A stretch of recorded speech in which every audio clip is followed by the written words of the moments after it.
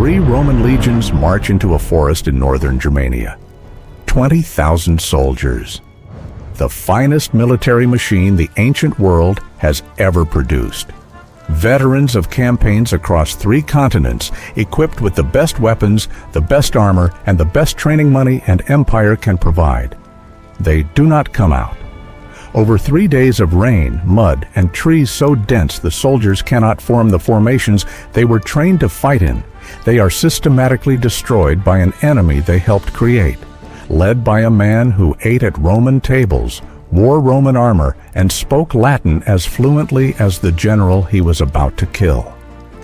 When news reaches Rome, the Emperor Augustus Caesar reportedly tears his clothes, refuses to cut his hair for months, and walks the halls of his palace at night, beating his head against the walls and crying out the same words over and over. Varus, give me back my legions. By the end of this video, you will understand why 3 days in a German forest in 9 AD permanently altered the shape of Europe, and why the border that was drawn in that forest is still visible in European culture, language, and politics 2,000 years later. You will learn about Arminius, a Germanic prince who was raised in Rome, trained as a Roman officer, granted Roman citizenship, and then spent years patiently waiting for the moment to use everything Rome had taught him against it. You will learn why the Roman general Publius Quinctilius Varus, despite multiple warnings that something was wrong, marched his army into the trap anyway. And you will learn why Rome, the empire that had conquered most of the known world, never tried to cross the Rhine again. This is 9 AD. The year of forest swallowed an empire's ambition forever. By 9 AD, the Roman Empire is at the height of its power. Augustus Caesar has transformed the old republic into an empire and is pushing the frontier northward into Germania, the vast forested territory east of the Rhine. The Romans have been campaigning in Germania for 20 years, building roads, establishing settlements, and beginning the slow process of turning Germanic tribes into Roman subjects. The same process that worked in Gaul, in Spain, in Britain. It requires local cooperation. Rome needs Germanic leaders who accept Roman authority and help maintain order. Arminius appears to be exactly that kind of leader. Arminius is the son of a Cherushi chieftain sent to Rome as a young man. In Rome, he receives everything: a Roman education, military training, service in the Roman army, the rank of equestrian. He speaks Latin, he thinks in Roman strategic terms. He understands exactly how Roman legions fight and, most critically, what their weaknesses are. Then he goes home. What happens in his mind during the years between his return and the battle is not recorded. What is recorded is the result: a plan of extraordinary patience built entirely around the one thing Roman legions cannot do. They cannot fight in a forest. The Roman commander in Germania in 9 AD is Publius Quinctilius Varus, a capable administrator, an experienced governor, but not a battlefield general of the first rank. He has been managing the Romanization of Germania with reasonable success, and he trusts Arminius, who has served as one of his auxiliary commanders and advisors. Arminius spends the months before the battle building a coalition of Germanic tribes willing to fight together, itself an extraordinary achievement, since Germanic tribes spent most of their energy fighting each other. He coordinates their positions in the forest. He plans the angles of attack. He calculates exactly where the Roman column will be most vulnerable and most unable to respond. There is a warning. Segestes, another Germanic chieftain and Arminius's father-in-law, goes to Varus directly and tells him that Arminius is planning an ambush. He asks Varus to arrest Arminius immediately. Varus does not believe him. He believes Segestes is motivated by a personal dispute. Arminius has taken Segestes' daughter against her father's wishes. Varus decides it is a family argument dressed as a military warning. He marches the 3 legions, the 17th, 18th, and 19th, into the Teutoburg Forest. The Teutoburg Forest is not a battlefield. It is the opposite of a battlefield, a dense, wet, ancient woodland where visibility drops to a few meters in every direction, where the ground is soft and uneven, where the trees grow so close together that a formation of soldiers cannot maintain its shape. Roman legions are devastating on open ground. Their strength comes from formation, the interlocking shields of the testudo, the disciplined advance of the cohort, the coordinated throwing of pila before the short sword engagement. Every element of Roman military supremacy depends on space, on the ability to form up and advance in order. The forest removes all of it. The column stretching through the Teutoburg Forest is miles long. 20,000 soldiers plus camp followers, wagons and supply trains, strung out along a narrow path with trees pressing in on every side. It is raining. The path is turning to mud. The wagons are slowing the advance. Arminius, riding alongside the column as a trusted Roman auxiliary commander, receives a message that a nearby tribe has rebelled and rides off to deal with it. He does not come back. The attack begins from the trees. Germanic warriors pour out of the forest on both sides of the column simultaneously, striking at multiple points along its length at once. The Roman soldiers cannot form their battle lines. There is no room. They cannot see where the attacks are coming from. They cannot advance because the column ahead is already being attacked. They cannot retreat because the column behind is being attacked too. The first day is chaos. The Romans manage to fight their way to defensible ground, build a camp, and hold through the night. But they have already lost men they cannot replace, and they are deep in a forest with no clear route out. On the second day, they try to push through. The Germanic warriors fall back, lure the column further into the forest, and attack again from different positions. Arminius has positioned his forces to ensure the Romans are constantly moving into worse terrain rather than better. On the third day, the forest opens slightly onto boggy ground.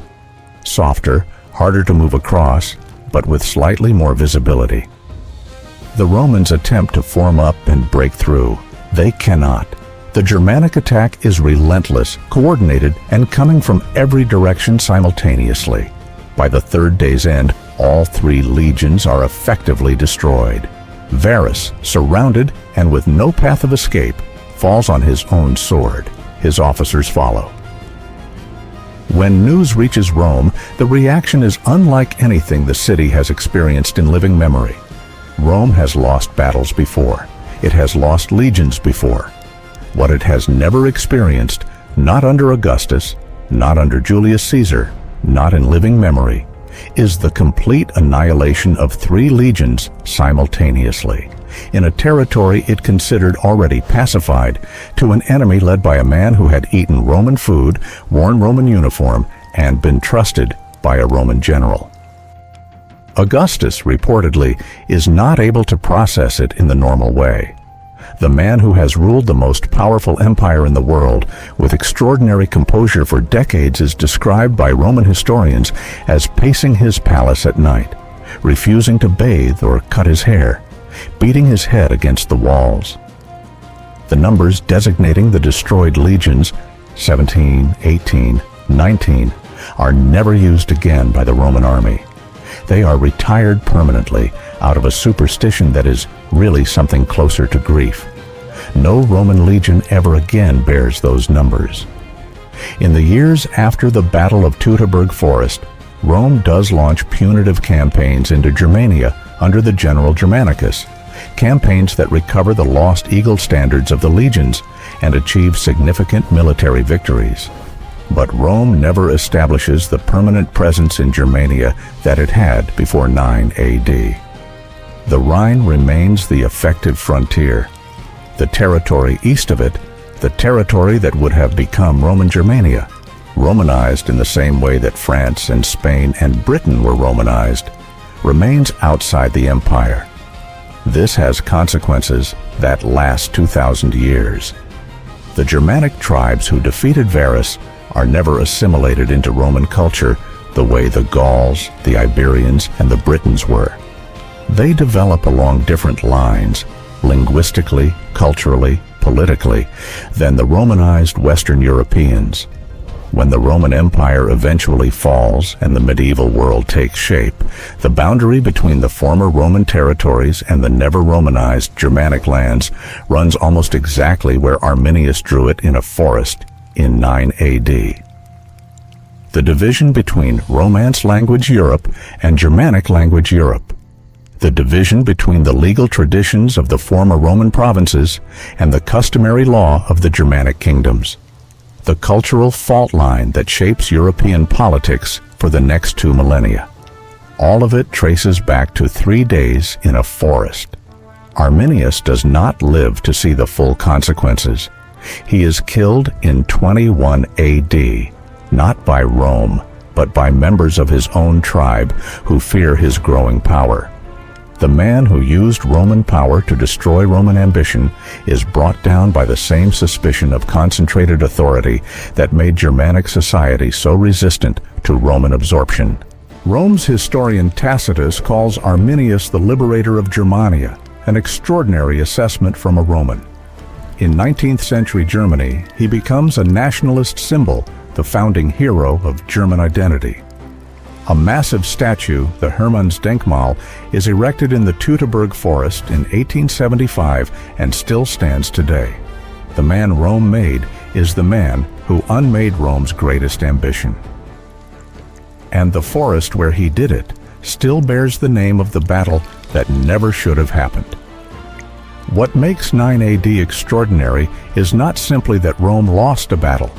Rome had lost battles before and recovered from all of them.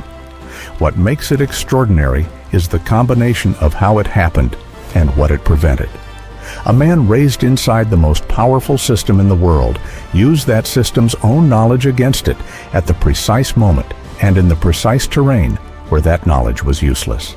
And the result was not just a military defeat, it was a permanent redirection of history, a fork in the road of European civilization that nobody living through it could have fully understood, but whose consequences are still present in every language spoken in Europe, every legal system, every cultural boundary that traces back to the difference between what Rome absorbed and what it did not. 3 legions walked into a forest. None came out, and Europe was never quite the shape it might have been. 9. The year a man Rome built turned everything Rome taught him into a weapon, led 20,000 of the empire's finest soldiers into a forest, and drew a border that 2,000 years of history has never fully erased. If this story made you think, leave a comment. Do you think Arminius was a traitor or a freedom fighter? And does the answer depend on which side of the forest you stand on? Subscribe to the Vault of Numbers. Every week, one number, one story history forgot to tell you. The next number in the vault: a king took 300 men to a narrow mountain pass. He knew they would not come back. He went anyway. The vault remains open.